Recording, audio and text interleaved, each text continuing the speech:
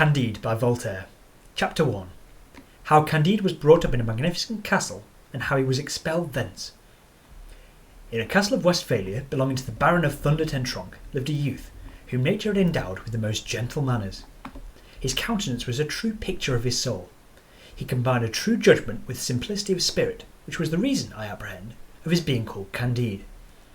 The old servants of the family suspected him to have been the son of the Baron's sister by a good, honest gentleman of the neighbourhood, whom that young lady would never marry because he had been able to prove only 71 quarterings, the rest of his genealogical tree having been lost through the injuries of time.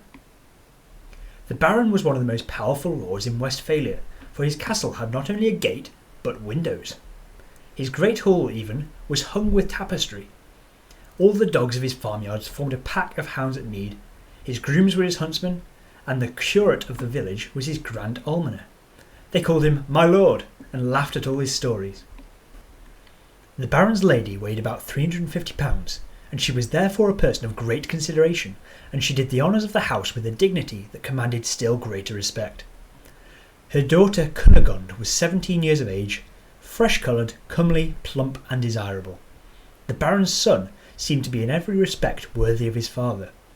The preceptor Pangloss was the oracle of the family, and little Candide heard his lessons with all the good faith of his age and character. Pangloss was professor of metaphysico-theologico-cosmologology. He proved admirably that there is no effect without a cause, and that, in this best of all possible worlds, the Baron's castle was the most magnificent of castles, and that his lady was the best of all possible baronesses. "It is demonstrable," said he, "that things cannot be otherwise than they are. For all being created for an end, all is necessarily for the best end. Observe that the nose has been formed to bear spectacles. Thus we have spectacles. Legs are visibly designed for stockings, and thus we have stockings. Stones were made to be hewn, and to construct castles. Therefore my lord has a magnificent castle. For the greatest baron in the province ought to be the best lodged. Pigs were made to be eaten. Therefore we eat pork all the year round.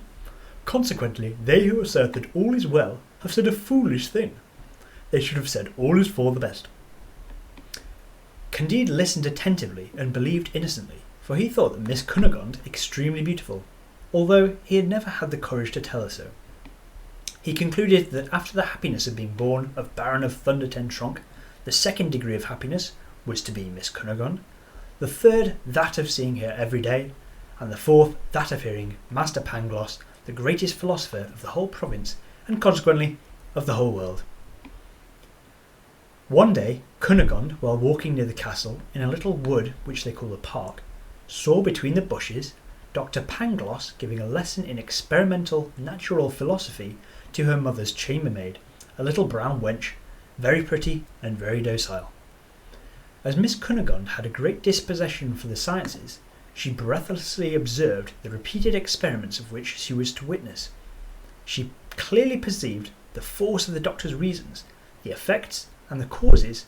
She turned back, greatly flurried, quite pensive and filled with a desire to be learned, dreaming that she might well be a sufficient reason for young Candide, and he for her.